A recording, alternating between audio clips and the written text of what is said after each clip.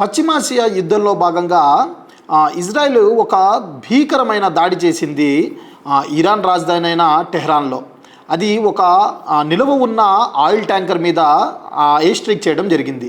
దానివల్ల ఏం జరిగిందంటే ఆ సిటీలో మొత్తం ఆ ఆయిల్ విస్తరించడంతో ఎక్కడ చూసినా ఆ టెహ్రాన్లో మంటలు చెలరేగి ఆ మంటలు అనేవి ఆ ఆవిరి ఆ మంటలు ఆ పొగలు అనేవి ఆకాశానికి చేరాయి.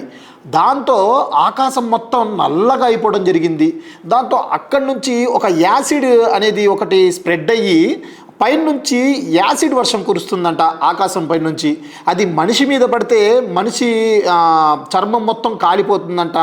ఎక్కడికక్కడ చాలామంది బయటకు రాకండి అని చెప్పి గవర్నమెంట్ కూడా ఒక హెచ్చరిక అయితే ఇవ్వడం జరిగింది. దాన్ని పీల్చుకోవడం వల్ల కూడా లంగ్స్ కూడా పాడైపోతాయి అని చెప్పి గవర్నమెంట్ కూడా చెప్పడం జరిగిందట. అయితే ఇంకొక తప్పిదం కూడా చేసింది ఇజ్రాయెల్. ఎప్పుడైనా ఒక హెల్త్ వాటి గురించి లేదా స్కూళ్ళ పైన ఇలాంటి వాటిపై దాడి చేయకూడదు. అది ఒక చిన్న పిల్లల స్కూళ్ళ మీద దాడి చేసింది ఇజ్రాయెల్. అది చిన్న పిల్లలు లేడీస్ స్కూల్కి వెళ్తుంటారు. వాళ్ళు స్కూల్లో ఉన్నప్పుడు ఈ ఎయిర్ స్ట్రైక్ అనేది జరిగిందట. దాదాపు 165 మంది పిల్లలు చనిపోయారు అక్కడెక్కడ.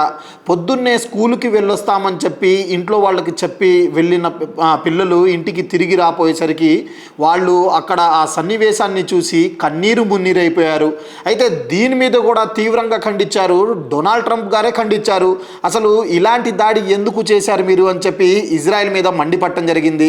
ఇంకోటి ఆ ఆయిల్ రిఫైనరీ మీద కూడా ఎందుకు దాడి చేశారని చెప్పి ఇజ్రాయెల్ని తీవ్రంగా ఖండించడం అయితే జరిగింది డొనాల్డ్ ట్రంప్ కూడా.